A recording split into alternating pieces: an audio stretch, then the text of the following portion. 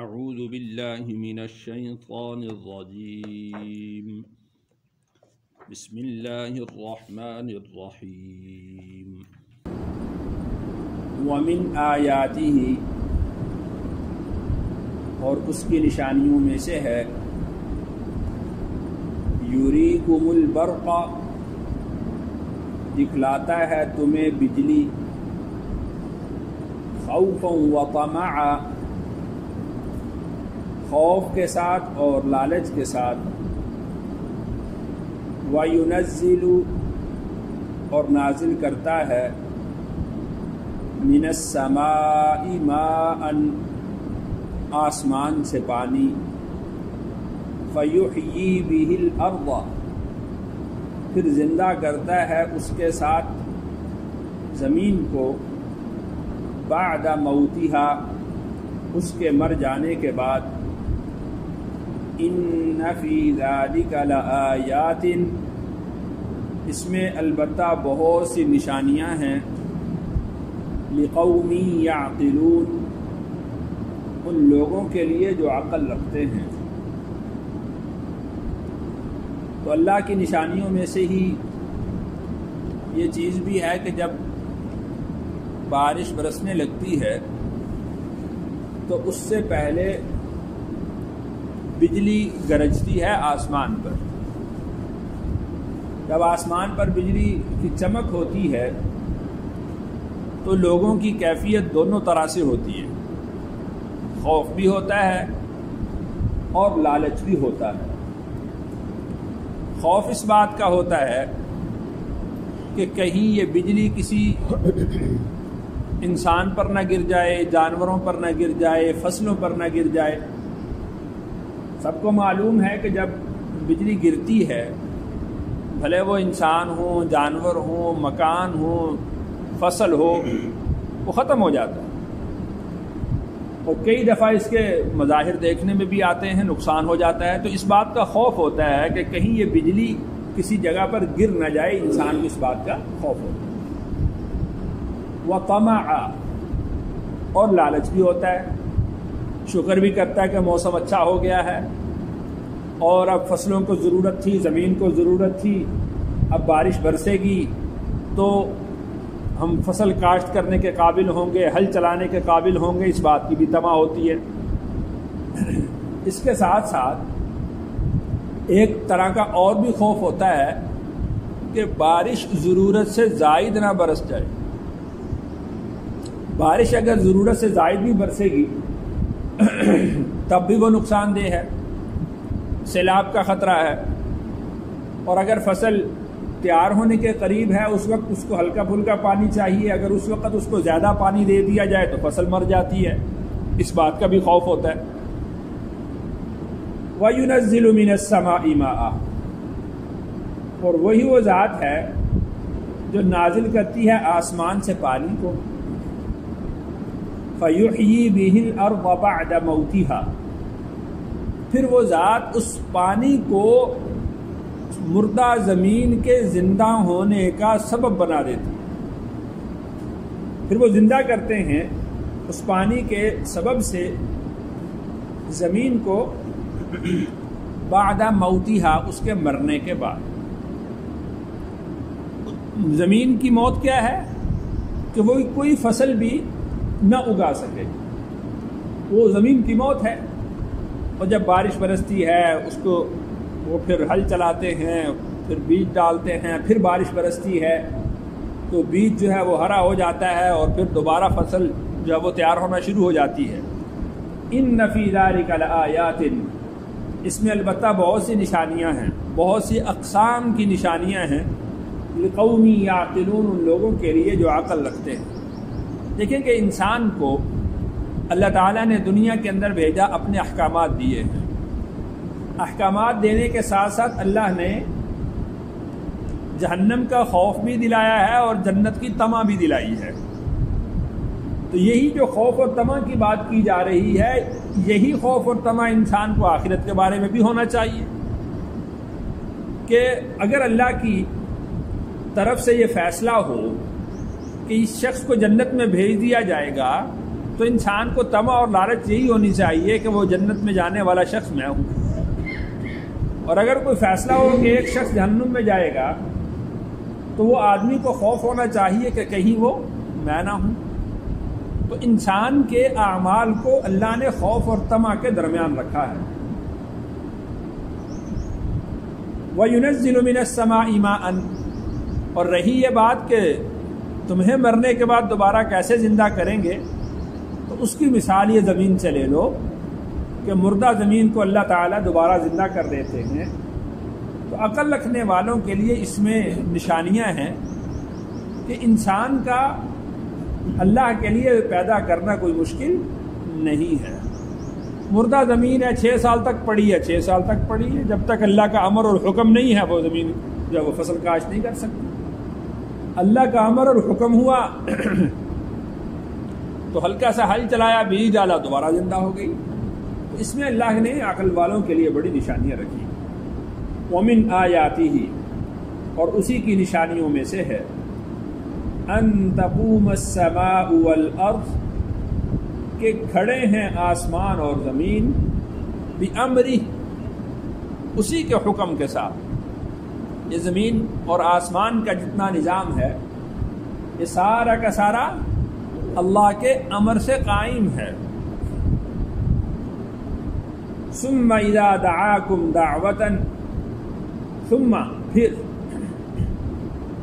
اذا جب، دعاکم بلائے گا تمہیں، پکارے گا تمہیں، دعوتاً ایک پکار، من الارض زمین سے، اذا انتم تخرجون تو فوراً تم نکلو گے۔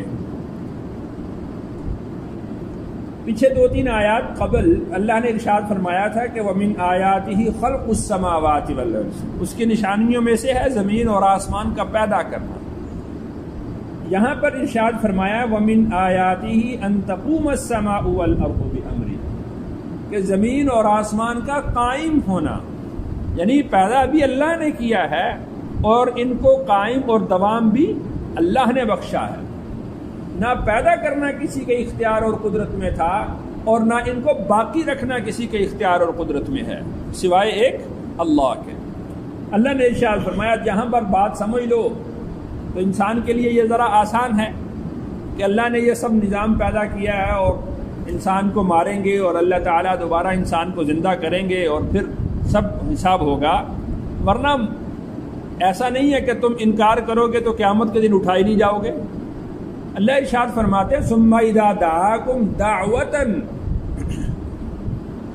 پھر اللہ تمہیں ایک پکار دیں گے، ونفخ فی الصور فاذا هم من الاجداث الى ربهم ينسلون، وہ جو سور پھونکا جائے گا وہ اللہ کی طرف سے گویا کہ ایک پکار ہوگی، اللہ کے امر سے ہی ہے۔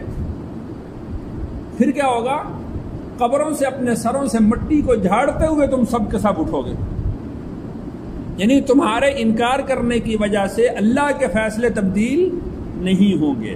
ثم اذا دعاکم دعوة من الارض، اللہ تمہیں ایک پکار دیں گے، اذا انتم تخرجون، تم نکل کر اللہ کے سامنے حاضر ہو جاؤ گے، یعنی وہاں پر تمہیں جبرن قبر سے اٹھنا ہوگا، جبرن اللہ کے سامنے پیش ہونا ہوگا۔ اللہ کا جب امر آ جائے گا وہاں پر پھر اختیار نہیں چلے گا، اگر کوئی کھڑا ہونا چاہتا تو کھڑا ہو جائے، اگر کوئی کھڑا نہیں ہونا چاہتا تو نہ کھڑا ہو، ایسا نہیں۔ وَلَهُ، اور اسی کی ملکیت ہے، مَن فِي السَّمَاوَاتِ وَالْأَرْضِ، جو کچھ آسمانوں میں ہے اور زمین میں ہے، كُلٌّ لَهُ قَانِتُونَ، ہر ایک اسی کا فرما بردار ہے۔ یعنی کوئی شخص یہ نہ سمجھے کہ اگر میں مر جاؤں گا، مٹی ہو جاؤں گا، ریزہ ریزہ ہو جاؤں گا تو مجھے کون اٹھائے گا؟ بھئی جب انسان مرے تو اس انسان کا وجود کسی حیت میں تبدیل کر دیا جائے، بھلے اس کو پرندے کھا جائیں، بھلے اس کو آگ میں جلا دیا جائے، بھلے اس کو سمندر میں بہا دیا جائے، بھلے اس کو جو آج کل وہ کیمیائی تحلیل کر کے اس کو اڑا دیا جائے، رہے گا تو زمین اور آسمان کے درمیان ہی نا۔ تو وَلَهُ مَن فِي السَّمَاوَاتِ وَالْأَرْضِ، زمین بھی اللہ کی، آسمان بھی اللہ کا۔ اللہ زمین اور آسمان کے درمیان کے نظام کو امر کریں گے کہ اس شخص کے وجود کو اکٹھا کر کے میرے سامنے کر دو. کل لہ قانتون، سب کے سب اس کے مطیع اور فرما بردار ہیں، سارے کے سارے اس کے وجود کو اکٹھا کر کے اللہ کے سامنے کر دیں. بخاری شریف کے اندر ایک واقعہ آتا ہے، بنی اسرائیل میں ایک شخص تھا، بہت گناہ گار تھا. مرنے لگا تو اللہ کا خوف اس کے دل میں آیا. اس نے اپنی اولاد کو بلایا، بچوں کو بلایا، اور اس نے نصیحت کی، وصیت کی کہ جب میں مر جاؤں تو میرے جسم کے مختلف حصے کرنا. ایک حصے کو زمین میں دبا دینا، زمین کے میرے جسم کے ایک حصے کو جانوروں کو، پرندوں کو، درندوں کے سامنے ڈال دینا، اور میرے ایک حصے کو سمندر میں بہا دینا، میرے ایک حصے کو جلا کر راکھ کر دینا اور اس کو ہوا میں اڑا دینا. جب وہ مر گیا، اس کی اولاد نے اس کی وصیت کے مطابق اس کے جسم کے ٹکڑے کیے، دفنایا، درندوں کے سامنے ڈالا، جلایا، راکھ بنائی، راکھ کو اڑایا، سمندر میں بہا دیا. وَلَهُ مَنْ فِي السَّمَاوَاتِ وَالْأَرْضِ كُلٌّ لَهُ قَانِتُونَ. اللہ نے زمین اور آسمان کے جتنے نظام تھے سب کو امر کیا کہ اس شخص کو میرے سامنے کھڑا کر دو. اس شخص کا جہاں ذرات تھے وہ سارے کے سارے اکٹھے ہوئے اور اللہ کے سامنے کھڑے ہو گئے. اللہ نے پوچھا کہ یہ تو نے کیوں کیا؟ اس نے جواب یہ دیا کہ اے اللہ، آپ کے خوف کی وجہ سے میں نے یہ وصیت کی تھی کہ اگر اللہ مجھے اتنی جگہوں سے اکٹھا کرنے پر قادر ہوا تو وہ مجھے عذاب دینے پر بھی قادر ہے. اللہ نے ارشاد فرمایا کہ اگر تو نے میرے خوف سے کیا ہے یا تجھے میں نے معاف کر دیا. تو وَلَهُ مَنْ فِي السَّمَاوَاتِ وَالْأَرْضِ، یہ اشکال، یہ سوال، یہ بالکل بے معنی ہو جاتا ہے کہ جو مٹی میں دفنائے گئے وہ تو کھڑے ہو جائیں گے، اور جو کچل دیے گئے ہیں، جو آگ جلا دیتے ہیں، راکھ بنا دیتے ہیں، پانی میں بہا دیتے ہیں، ہواؤں میں اڑا دیتے ہیں، وہ لوگ جو سمندر کی تہوں میں غرق ہو کر ڈوب جاتے ہیں، مر جاتے ہیں، سمندر کی جو مخلوق ہے اس کو کھا لیتی ہے، ان کو کیسے کھڑا کریں گے؟ اس کا جواب ہے بھائی وَلَهُ مَنْ فِي السَّمَاوَاتِ وَالْأَرْضِ، زمین اور آسمان میں جتنی چیزیں ہیں وہ ساری کی ساری کس کے اختیار میں ہیں؟ سب کی سب کس کی ملکیت میں ہیں؟ اللہ. كُلٌّ لَهُ قَانِتُونَ، سب کی سب اس کی مطیع اور فرما بردار ہیں. سب کے سب اللہ جس کو جیسے حکم کرے گا ویسے اس کے وجود کو اکٹھا کر کے اللہ کے سامنے کھڑا کر دے گا. وَهُوَ الَّذِي، اور وہی وہ ذات ہے، يَبْدَأُ الْخَلْقَ، جس نے پہلی دفعہ پیدا کیا، ثُمَّ يُعِيدُهُ، اور پھر وہی اس کو لوٹائے گا. وَهُوَ أَهْوَنُ عَلَيْهِ، اور یہ تو اس پر بہت آسان ہے. اللہ کے لیے نہ پہلی دفعہ پیدا کرنا مشکل تھا نہ دوسری دفعہ پیدا کرنا مشکل ہے، لیکن تمہیں سمجھانے کے لیے یہ بات کی جا رہی ہے کہ جب نمونہ نہیں تھا اس وقت اللہ نے انسان کا نمونہ بنایا، اب تو انسان کا نمونہ اور وجود موجود ہے، دوبارہ پیدا کرنا اللہ کے لیے کوئی مشکل نہیں ہے. وَهُوَ أَهْوَنُ عَلَيْهِ، یہ تو اس پر بہت آسان ہے.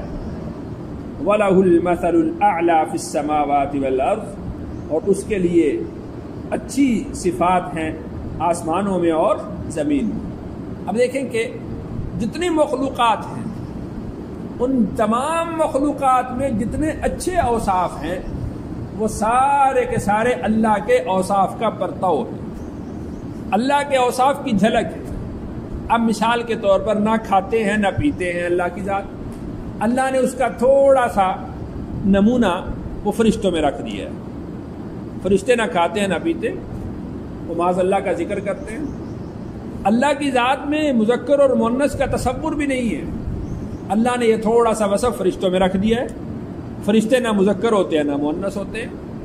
فرشتوں کا وجود ہے لیکن فرشتے نظر نہیں آتے. اسی طرح اللہ تعالیٰ کی ذات کو انسان اپنی آنکھوں سے دنیا میں دیکھ نہیں سکتا. اللہ کی ذات رحیم ہے، اللہ کی ذات کریم ہے، اللہ کی ذات مومن ہے، اللہ کی ذات رؤوف ہے. اللہ نے تھوڑے تھوڑے اوصاف وہ انسانوں کو عطا کر دیے.